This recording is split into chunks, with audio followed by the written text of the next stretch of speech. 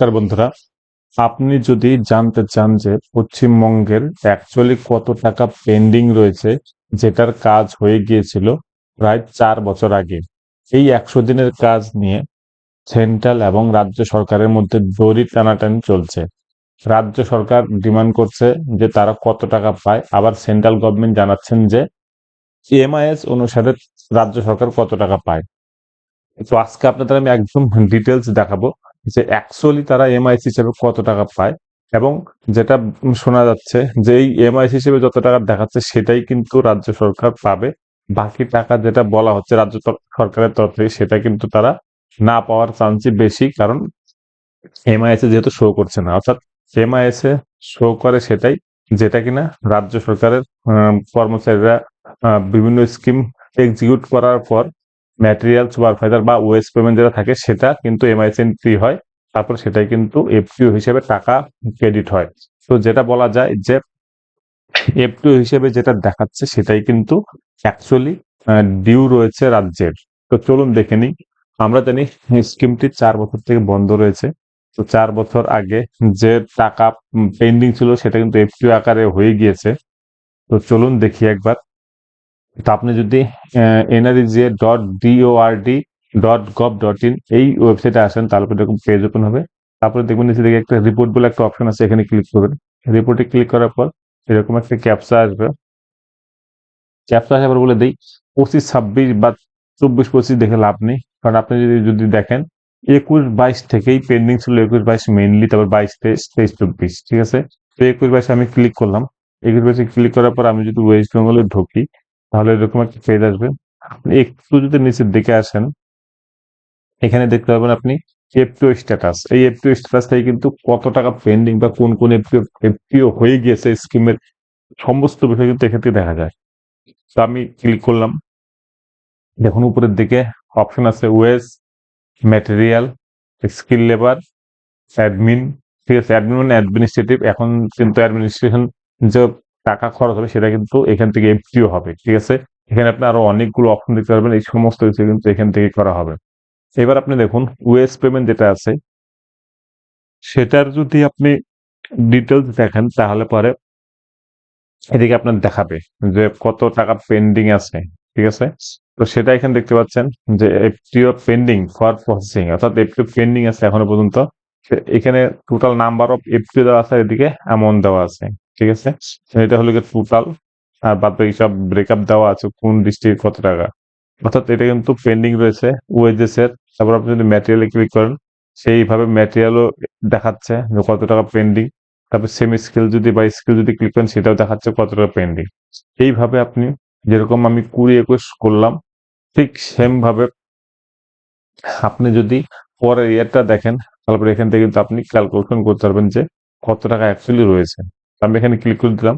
তারপর আবার আমি ঢুকবো এফপিও তে, অর্থাৎ কতটা এফপিও আছে না আছে সমস্ত কিছু কিন্তু এখান থেকে দেখা যাবে। সুতরাং আপনি কিন্তু নিজেই চেক করে দেখতে পারেন যে অ্যাকচুয়ালি কত টাকা পেন্ডিং রয়েছে রাজ্য সরকারের সেন্ট্রালের কাছে। তো এখানে দেখুন আমি ওয়েজটা আবার দেখা যাচ্ছে যে একটু পেন্ডিং, অর্থাৎ এখানে যে নাম্বারটা দেখাচ্ছে সেটা কিন্তু পেন্ডিং অবস্থায় রয়েছে। তারপর ম্যাটেরিয়ালটা আপনি দেখতে পারবেন, এখানে দেখাচ্ছে না। স্কেলড, অর্থাৎ ম্যাটেরিয়ালটা কিন্তু এখানেই দেখাচ্ছে পেন্ডিং, দেখুন এই যে সেকেন্ড সিগনেচারিতে পেন্ডিং দেখাচ্ছে। আপনি যদি এখানে ক্লিক করেন, তাহলে পরে আবারও ডিটেলস এখান থেকে ভিডিও থেকে দেখতে পারবেন, ঠিক আছে। দেখুন এগুলো পেন্ডিং হয়ে আছে, কোনো টাকাই কিন্তু ঢুকে নেই, জাস্ট এফটিও রেডি হয়ে আছে, ঠিক আছে। তা আপনি এখানে ক্লিক করে দেখতে পারবেন যে কত টাকা এফটিও পেন্ডিং আছে, সেটা কিন্তু এখান থেকে শো করবে। দেখুন এখানে এত টাকা পেন্ডিং আছে, ঠিক আছে। তো বন্ধুরা আপনাদের বলে রাখি যে সমস্ত এফটিও কিন্তু করা হয়নি, কারণ যখন লাস্ট মোমেন্টে টাকা দিচ্ছিল না কেন্দ্র সরকার, তখন কিন্তু সমস্ত স্কিম রাজ্য সরকার তরফ থেকে বলা হয় যে বন্ধ করে দেওয়া হোক, যেহেতু টাকা দিচ্ছে না। তো তারপরে কিন্তু বন্ধ করে দেওয়া হয়। তখন যে কাজগুলো হচ্ছিল সেগুলোর কিন্তু সমস্ত স্কিমের এফটিও কমপ্লিট করা যায়নি।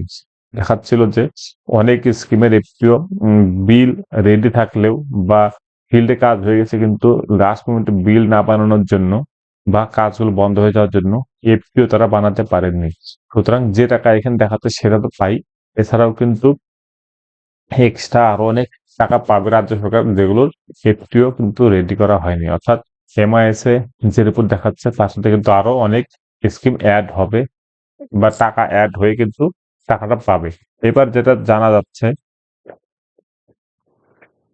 সেন্ট্রাল গভর্নমেন্ট শুধুমাত্র যে স্কিমগুলোর এফপিও রেডি হয়ে আছে সেটাই ধরছে, অর্থাৎ যেগুলো এন্ট্রি করা হয়নি তারা কিন্তু সেটা ক্যালকুলেশনের মধ্যে আনছে না।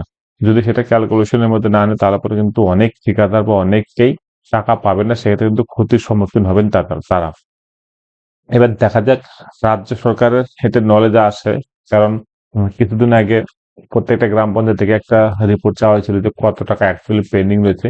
সেই হিসেবে কিন্তু একটা রিপোর্ট অলরেডি রাজ্য সরকারের কাছে রেডি করা আছে। সুতরাং তারা জানে যে অ্যাকচুয়াল কত টাকা পাবে গ্রাম পঞ্চায়েত কোন কাজের জন্য। এবার এটাই দেখার যে এই যে টাকা পাবে যেটা, সেটা কবে দেওয়া হয় এবং কিভাবে দেওয়া হয়। কারণ রাজ্য সরকার অলরেডি ওয়েস্ট পেমেন্ট কিন্তু করে দিয়েছে। এবার ওয়েস্ট পেমেন্ট কি আবার সেন্ট্রাল গভর্নমেন্ট দেবে নাকি শুধুমাত্র ম্যাটেরিয়াল আর সুপারভাইজার টাকাটা দেবে, এটা নিয়ে কিন্তু কনফিউশন আছে। তবে যাই হোক, যেটা শোনা যাচ্ছে যে এই ফিনান্সিয়াল ইয়ারের ডিউসটা ক্লিয়ার হবে, তারপর নেক্সট ফিনান্সিয়াল অর্থাৎ 26-27-এ তখন কিন্তু আবার নতুন করে টাকা দেওয়া হবে পরের বছর কাজ করার জন্য।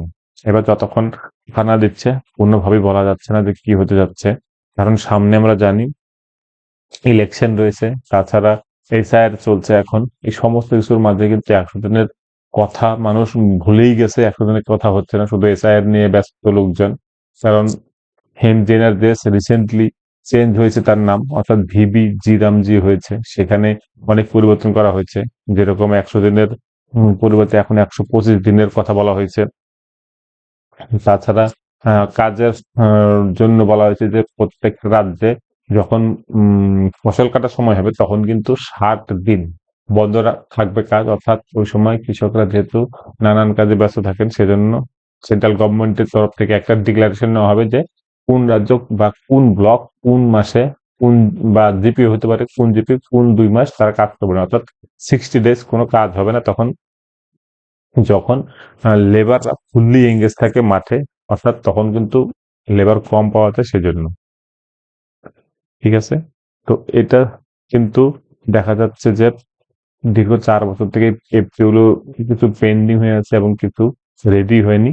এবার দেখা যাক কবে টাকাগুলো ছাড়ে কেন্দ্র সরকার, কারণ টাকা না ছাড়লে পরে নতুন করে কাজ শুরু করাও কিন্তু পসিবল হবে না। কারণ সমস্ত স্কিম তখনই ক্লোজ করা যাবে যখন সমস্ত স্কিমের টাকা পেন্ডিং যেটা রয়েছে সেটা ক্লিয়ার হবে। এবার যেটা খবর, নতুন ফিনান্সিয়াল ইয়ার থেকে কিন্তু নিউ ভাবে এই স্কিমে টাকা উম, এই স্কিমের টাকা বলতে স্কিমগুলো শুরু হবে, যেটা সুপ্রিম কোর্টের বা কলকাতা হাইকোর্টের রায়ও রয়েছে যে অবিলম্বে পশ্চিমবঙ্গে কাজ শুরু করতে হবে। তো বন্ধুরা, আপনাদের যদি 100 দিনের কাজ সম্পর্কিত কোনো বিষয় জানা থাকে তাহলে অবশ্যই কমেন্ট সেকশনে জানাবেন, আর ভালো লাগলে লাইক কমেন্ট অবশ্যই করবেন এবং শেয়ার করতেও ভুলবেন না। ধন্যবাদ।